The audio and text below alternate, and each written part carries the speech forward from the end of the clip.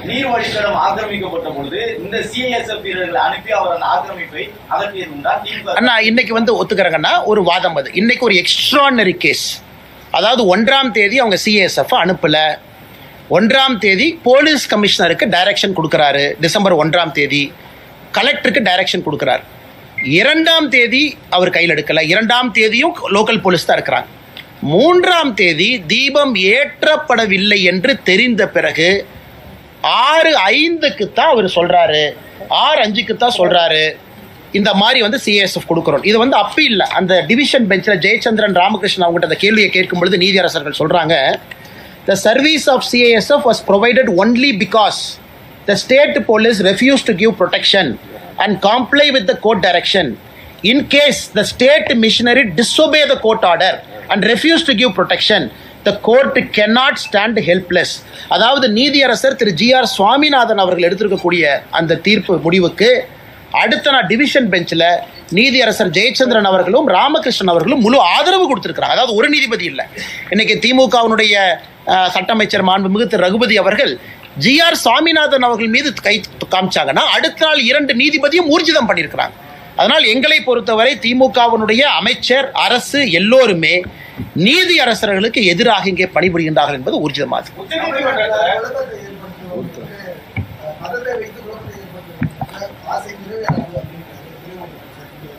துரைமுருகன் ஐயாக்கு தெரியுமா எனக்கு தெரியலீங்க. துணை முதலமைச்சர் திரு உதயநிதி ஸ்டாலின் அவர்களுக்கு எஸ்ஐஆர்னு என்னன்னே தெரியல. பத்திரிகை நண்பர்கள் எஸ்ஐஆர் கேட்டதுக்கு புது விளக்கம் கொடுக்கிறார். இந்தியாவில் யாருமே எஸ்ஐஆருக்கு ஒரு துணை முதலமைச்சராக இருக்கிறவருக்கு எஸ்ஐஆர் விளக்கமே தவறு. அதனால் உண்மையாலுமே அவருக்கு இந்த கோர்ட் இஷ்யூ தெரியுமா, ஜட்ஜ்மெண்ட் தெரியுமா, தெரிஞ்சுதான் பேசுறாரா அப்படிங்கிறது மாண்புமிகு துணை முதலமைச்சரின் மீது எங்களுடைய குற்றச்சாட்டு. 2வது, மாண்புமிகு துணை முதலமைச்சர் அவர்கள் இன்னைக்கு புரிஞ்சுக்கணும். இவர் 1ஆம் தேதி சொன்னாங்க, 2ஆம் தேதி சொன்னாங்க, 3ஆம் தேதி சொன்னாங்க. அன்னைக்கு துணை முதலமைச்சர் எங்க போனாரு? அதாவது அவர்கள் ஆட்சியில் இருக்கக்கூடிய காவல்துறைக்கு டைரக்ஷன் கொடுத்திருக்கிறாங்க. பின்பற்ற வேண்டியது துணை முதலமைச்சருடைய பொறுப்பு. எதுவுமே செய்யல. இன்னைக்கு இந்த மாதிரி மதக்கலவரத்தை ஏற்படுது. திரும்ப திரும்ப நாங்கள் சொல்றோங்கன்னா, மதக்கலவரம் என்பது பொது சொத்துக்கு தீ வச்சாங்களா? இஸ்லாமிய நண்பர்களை யாராவது இங்க தவறா பேசினாங்களா? இஸ்லாமிய சொத்தாக இருக்கக்கூடிய தர்கா இந்துக்களுக்கு சொந்தம் என்று எங்கேயாச்சும் சொன்னாங்களா? நெல்லித்தோப்பு கொடுங்கன்னு திரும்ப கேட்டாங்களா? எங்கேயுமே இல்லை. ஆனா இதே உதயநிதி ஸ்டாலின் அவர்கள் அந்த ஸ்கந்தர் மலையை சிக்கந்தர் மலை என்று சொல்லும் போது எங்க போனாரு? இதே உதயநிதி ஸ்டாலின் அவர்கள் ஆடு கோழி வெட்டுவோம் நெல்லித்தோப்பில் சொல்லும் போது எங்க போனாரு? இன்னைக்கு மட்டும் கிளம்பி வர்றாருன்னா உதயநிதி ஸ்டாலின் அவர்கள் எல்லோருக்குமான துணை முதலமைச்சரா இல்ல குறிப்பிட்ட சமுதாயத்திற்கான துணை முதலமைச்சராங்கிற கேள்வியை நாங்களும் கேட்போம்ல.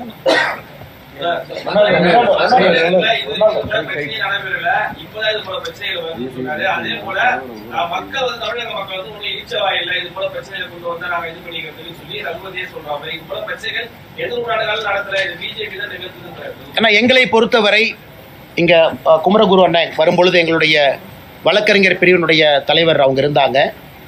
அவங்க வழக்கறிஞர்கள்ட்ட பேசும்பொழுது மேலே வரும்பொழுது சொன்னாங்க, மாநில தலைவரோட அனுமதியை பெற்று பாரதிய ஜனதா கட்சி திரு சட்ட அமைச்சர் ரகுபதி அவர்கள் மீது கண்டெம்ட் ஆஃப் கோர்ட்டுக்கு போறோம் அப்படின்னு. காரணம், நீதி அரசரை பற்றி தவறா பேசியிருப்பது, ஜட்ஜ்மெண்ட்டை குழப்பி பேசியிருப்பது, நீதி அரசர்களுடைய மாண்பை ஒரு சட்டத்துறை அமைச்சரே அதை தவறாக வழிநடத்தியிருக்கிறாங்க. அதை வந்துடுறேன். ஸோ ரகுபதி அவங்க பிரஸ் மீட்டை பொறுத்த வரைக்கும் நேற்றைய பிரஸ் மீட்டே அது கண்டெம்ட் பிரஸ் மீட். அது ஏன்னா தவறான தகவலை சட்ட அமைச்சராக உங்கள் முன்னாடி சொல்லியிருக்கிறாங்க. அதே பாரதிய ஜனதா கட்சியினுடைய தலைவர் அண்ணன் குமரகுரு அவங்க இருக்கிறாங்க, எங்களுடைய வழக்கறிஞர் பிரிவினுடைய தலைவர். ஸோ ஏன்னா ரகுபதி அவர்களுக்கு தெரியணும், பொறுப்பான பொறுப்பில் இருந்து கொண்டு பொய்யை சொல்லக்கூடாது. மிச்ச துரைமுருகன் அவர்களாக இருக்கட்டும், உதயநிதி ஸ்டாலின் அவர்களாக இருக்கட்டும், அவர்கள் சொல்வது ஒரு பக்கம். நீங்க கேட்டுக்கண்ணா, நாங்க சொல்றதையும் நீங்க கேட்குறீங்க. நாங்க ஆதாரத்தின் அடிப்படையில் எல்லாத்தையும் உங்க முன்னாடி வைக்கிறோம். இதுல எங்க தவறு நீங்க சுட்டி காட்டுங்கண்ணா. நீதியரசர் அவங்க சொல்றாங்க, மலை உச்சியின் மீது கிடையாது, உச்சிக்கு கீழே இருக்கக்கூடிய இன்னொரு மலையில் இருக்கக்கூடிய உச்சியில தர்கா இருக்கு. அவரே பர்சனலா போய் இன்ஸ்பெக்ட் பண்றாரு. திரு GR சாமிநாதன் அவர்கள் இந்த ரெட் பெட்டிஷன் அட்மிட் ஆன உடனே அவரு நடந்து போறாரு, எல்லாத்தையும் கூட வர சொல்றாரு. நீதியரசர் போய் எல்லாத்தையும் இன்ஸ்பெக்ட் பண்ணிட்டு தீர்ப்பு கொடுக்குறாரு. அப்படின்னா ஒரு ஸ்பாட்டுக்கு போகாம தீர்ப்பு கொடுக்கல, ஸ்பாட்டுக்கு போயிட்டு தான் தீர்ப்பு கொடுக்குறாரு. அப்படி இருக்கும் பொழுது திரும்ப திரும்ப திரும்ப நீதிமன்றத்தை குறை சொல்வது, நீதியரசரை குறை சொல்வது, திரும்ப திரும்ப இதே வேலையை செய்கிறாங்கன்னா எப்படி? இப்போதான் பார்த்தோம், இந்தியாவில் முதல் முறையாக மாநில அரசு மெட்ராஸ் ஹைகோர்ட் கொலிஜியம் ரெக்கமெண்ட் பண்ண உடனே திருப்பி அனுப்பியிருக்கிறாங்க. அதையும் பார்த்து இந்தியாவில் எங்கேயுமே நடக்காத விஷயம். இன்னைக்கு தமிழ்நாட்டில் மாநில அரசு Madras high court collegium Madras high court நீதியரசர்களாக யார் வர வேண்டும் என்கின்ற ரெக்கமெண்டேஷனை மாநில அரசு இந்திய அரசியல் வரலாற்றில் முதல்ல திருப்பி அனுப்பியிருக்காங்க. அப்போ என்ன, உங்களுக்கு பிடிச்ச ஜட்ஜு தான் வரணும், பிடிக்காத ஜட்ஜு வந்தால் கேள்வி கேட்பீங்க. நீங்கள் போடுற ஜட்ஜு தான் வரணும். நிறைய நீதியரசர்கள், நாங்கள் எந்த நீதியரசர்களுமே தவறாக சொல்லலை, இதற்கு முன்பு திமுக கட்சியில் இருந்தவங்க அப்பா இருந்தவங்க, ஆனால் ஏற்றுக்கிட்டோம். ஏன் ஏற்றுக்கிட்டோம்?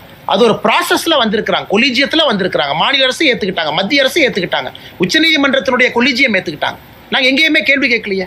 ஆனால் முதல் முறையாக கேள்வி கேட்டு தெரியப்படுத்துறாங்கன்னா நீதிமன்றத்தின் மீது அவர்களுக்கு நம்பிக்கை இருக்கதா என்பதை திராவிட முன்னேற்ற கழகத்தினுடைய அரசு தெளிவுபடுத்தணும். பெண்களை வந்து வழிபட விடணும் சொல்லி உச்சநீதிமன்றம் கூறிய போது பாஜக அதை நிராகரித்தது, அதுக்கு அப்போஸ் பண்ணியிருந்தது. ஆனா சபரிமலை ஐயப்பன் கோயில பெண்களை வந்து வழிபட அனுமதிக்கணும் அப்படின்னு பாஜக அதுக்கு வந்து உச்சநீதிமன்ற தீர்ப்புக்கு எதிராக. ஆனா இதே திருப்பரங்குன்றம் தீர்ப்புல வந்து நீதிபதி தீர்ப்பை வந்து ஏற்றுக்கணும். நல்ல வேலை இந்த கேள்வி கேட்டீங்கன்னா, நிறைய பேர் இது கேட்கறாங்க.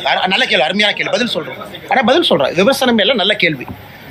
100 ஆண்டுகளுக்கு முன்பு திருப்பரங்குன்றத்தில் தீபத்தூணில் தான் தீபம் ஏற்றுனாங்க. 100 ஆண்டுகளுக்கு முன்பு, 100 ஆண்டுகளாகத்தான் இல்லை தீபத்தூண் ஏன் கட்டி வைக்கணுங்கண்ணா? ஒரு கோவில் 1200 ஆண்டுகளுக்கு பழமையான ஒரு கோவில், அந்த கோவிலில் தீபத்தூண் எது கட்டி வைக்கணும்? தீபம் ஏற்றுறக்கு. ஸோ 100 ஆண்டுகளுக்கு முன்பு தீபம் ஏற்றிருக்கிறாங்க, 100 ஆண்டுகளாக ஏற்றப்படவில்லை. ஆனால் சபரிமலையில் 100 ஆண்டுகளுக்கு முன்பு பெண்கள் உள்ளே போனாங்களா? போகல.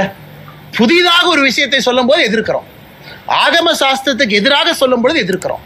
100 ஆண்டுகளுக்கு முன்பு தீபத்தூண் இருந்துச்சு, ஆனால் 100 ஆண்டுகளுக்கு முன்பு சபரிமலையில பெண்கள் உள்ள போனாங்களா? இல்லை.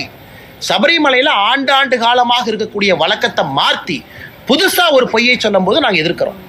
அதே மாதிரி திருப்பரங்குன்றத்தில் ஆண்டாண்டு காலமாக இருந்த வழக்கத்தை 100 ஆண்டுகளாக செயல்படுத்தல, இன்னைக்கு செயல்படுத்த வேண்டும் என்று நீதிமன்றம் தீர்ப்பு கொடுக்கும் பொழுது அதற்கு அரணாக நாங்கள் நிற்கின்றோம். ஆனால் எங்கள் நிலைப்பாட்டில் சபரிமலையாக இருந்தாலும் திருப்பரங்குன்றம் இருந்தாலும் ஹிந்து மக்களுடைய உணர்வு, அவங்க என்ன நினைக்கிறாங்க, எது நியாயமோ, கோர்ட் என்ன சொல்லியிருக்கோ அதுலேயும் பார்த்தீங்கன்னா, சரி சபரிமலையில் எதற்காக கோர்ட் அப்பீல் நிறுத்தி வச்சாங்க? இந்த போராட்டத்தை பார்த்தாங்க, தவறுன்னு புரிஞ்சுக்கிட்டாங்க, அப்பீல் வந்து போச்சு, கேரள அரசே தன் ஸ்டாண்டை மாத்துச்சு. அதனால் இன்னைக்கு இந்த மாதிரி ஒரு குழப்பமான ஒரு விஷயத்தை திமுக சொல்றாங்கன்னா உங்களுக்கு சபரிமலை இஷ்யூவும் புரியல, திருப்பரங்குன்ற இஷ்யூவும் புரியல, ரெண்டையும் குழப்பி சொல்லுகின்றார்கள். எங்களை பொறுத்தவரை எங்கள் நிலைப்பாடு சமமாக சரியாக இருக்கு.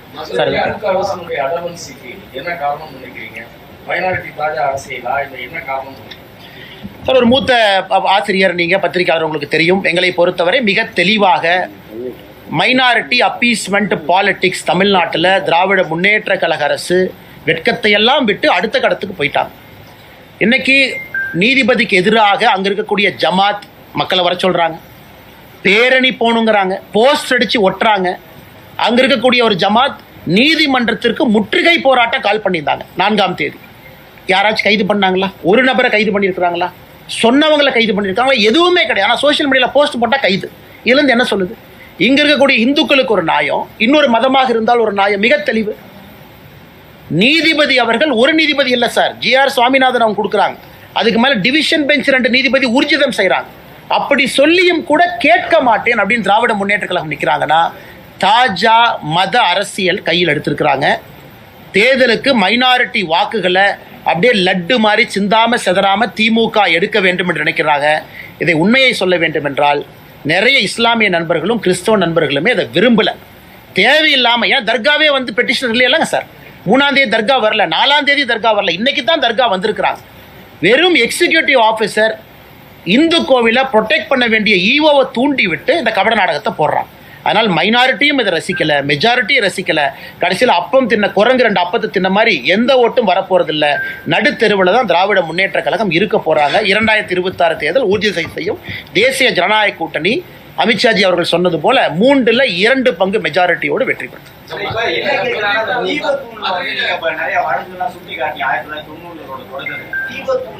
அந்த தீபம் ஏற்றக்கூடிய வழக்கை எப்போ நிறுத்தப்படுது? தர்காங்கிற கட்டமைப்பு உருவாக்கப்பட்ட பிறகுதான் இல்ல பிரிட்டிஷ் ஆட்சி நிறுத்தப்ப அந்த மேலாம் விலக்கி ஏற்றக்கூடாது, கூட்டு வீசிவாங்க வெளிநாட்டு மாணவர்கள் 2ஆம் உலக போர் காலகட்டத்தில் அப்படின்னு சொன்னதுனால நிறுத்துறாங்களா? எந்த காலகட்டத்தில்? ஆனா இந்த நீதியரசருடைய தீர்ப்போ இதற்கு முன்பு இருந்த தீர்ப்புகளோ சரியா எந்த ஆண்டுல நிறுத்தினாங்க அப்படின்னு எந்த தீர்ப்புல இல்லைங்க. 1920 தீர்ப்புல இருந்து கூட இல்லை.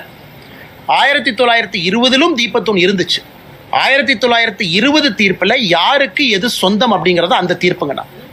ஆனால் இன்னைக்கு அங்கே இருக்கக்கூடிய அர்ச்சகர்கள் என்ன சொல்கிறாங்க, எங்கள் அப்பா எங்கள் தாத்தா அவர்களுடைய பேச்சை வச்சு நாங்கள் சொல்கிறோம், இது சராசரியாக 1920 காலகட்டத்திலிருந்து ஏற்றப்படவில்லை அப்படிங்கிறது அவங்க கருத்து. அப்படின்னா 105 வருஷம், 105 இயர்ஸ். அவங்க இன்னைக்கு பேச்சு வழக்காத்தான் சொல்கிறாங்க, எங்கேயுமே ரெக்கார்டட் டாக்குமெண்டட் இந்த ஆண்டு நிறுத்தணும், இந்த ஆண்டு உச்சப்பிள்ளையார் கோயிலுக்கு நாங்கள் கொண்டு வந்து எங்கேயுமே கிடையாது. இன்னொரு காரணம் என்னன்னா, இதில் பெட்டிஷனர் சொல்கிறாங்க மோட்ச தீபம் தான் உச்சிப்பிள்ளையார் கோவில் பக்கத்தில் மோட்ச தீபம் தான் ஒரு காலத்தில் ஏற்றப்பட்டிருந்தது. கார்த்திகை தீபம் என்பது எப்பொழுதுமே தீபத்தூணில் இருந்துச்சு. எப்போ அது நிறுத்தப்பட்டதோ மோட்ச தீபம் ஏற்றக்கூடிய இடத்துல தான் கார்த்திகை தீபம் ஒன்றா வருது. அதே ஆகம சாஸ்திரத்தின்படி தவறுங்கிறது ஒரு ஆர்குமெண்ட். அதனால் இன்னைக்கு தீர்ப்பு ஹிஸ்டாரிக்கல் ரெக்கார்ட்ஸ் எல்லாம் பார்த்து இதற்கு முன்பு இருந்த நடைமுறையை திரும்ப கொண்டு வந்திருக்கிறாங்க. அதனால் இன்னைக்கு மாநில அரசு அவங்க கையில் ரெக்கார்ட் இருக்குது, அவங்க கையில் என்டோமெண்ட் ரெக்கார்ட் இருக்குது, அவங்க கையில் ஈஓ இருக்கிறாங்க. ஈஓ வந்து 3ஆம் தேதி, நான் 3ஆம் தேதி 2ஆம் தேதி ஃபைல் பண்ணது, 1ஆம் தேதி தீர்ப்பு வந்து 2ஆம் தேதி ஃபைல் பண்ணது பார்த்தீங்கன்னா ஒரே ஒரு பேஜை மட்டும்தான் ரெஜிஸ்ட்ரியில் ஃபைல் பண்ணுறாங்க. அதையும் நீதிபதி சுட்டி காட்டுறாங்க. ஒப்புக்கு சப்பானியாக ஈஓ வந்து ஒரு பேஜை ஃபைல் பண்ணிட்டு ஓடிட்டாரு, அதுவும் இன்அட்மிசிபிள்.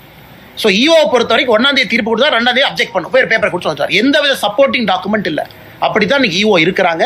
அதனால் திரும்பவும் நாங்கள் பத்திரிகை நண்பர்களுக்கு வலியுறுத்துகின்றோம், நீங்கள் பார்க்குறீங்க, நீங்கள் கிரவுண்டில் இருக்கிறீங்க, நீங்கள் கிரவுண்டில் போய் பார்ப்பீங்க, இது மத கலவரத்தை ஏற்படுத்துவதற்கான முயற்சி இல்லை. கடந்த 5 நாட்களாக யாராவது இஸ்லாமியருக்கு எதிராக பேசுகிறாங்களா? இல்லை. பொது சொத்தை சேதப்படுத்தினாங்களா? இல்லை. காவல்துறை தவறான ஒரு விஷயத்தை சொல்லும் பொழுது கூட ஒபே பண்ணாங்களா? ஆமாம். 144 சிஆர்பிசியே பொய், அதை ஏற்றுக்கிட்டு திரும்பி வந்தாங்களா? உண்மை. நேற்று மாநில தலைவர் நயினார் நாகேந்திரன் ராஜா அண்ணன் நம்ம தொண்டர்களை கைது பண்றதற்கு காவல்துறைக்கு அனுமதி இருக்கா? இல்லை. ஏன்னா நேற்று 144 இல்லை. இத்தனையும் பொறுத்து கொண்டிருக்கின்றோம். ஆனா திமுக எங்களை பார்த்து நாங்க தவறு செய்யறோம்னு சொல்றது எப்படி பொறுத்துக்க முடியுங்க?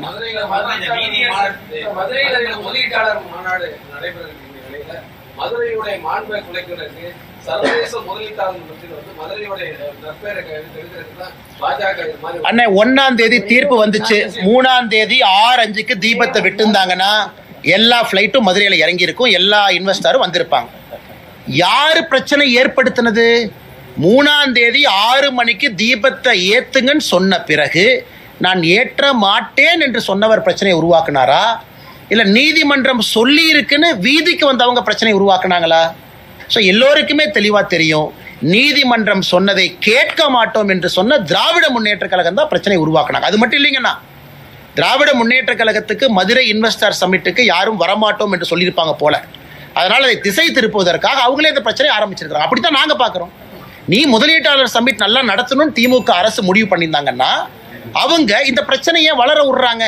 தீர்ப்பு வந்துச்சு, 3ஆம் தேதி தீபத்தை ஏத்துறதுக்கு போலீஸ் 2 பேர்த்த கூட அனுப்பிச்சிருப்பாங்களேனா, அதுவும் 10 பேர் மட்டும் வாங்கினா எதுக்கு அத்தனை பேர் போறாங்க? 10 பேர் தான் போறாங்க. இல்லப்பா பெட்டிஷனர் மட்டும் 6 பேர் வாங்கப்பான்னு கமிஷனர் சொல்லியிருந்தா 6 பேர் மட்டும் போக போறாங்க.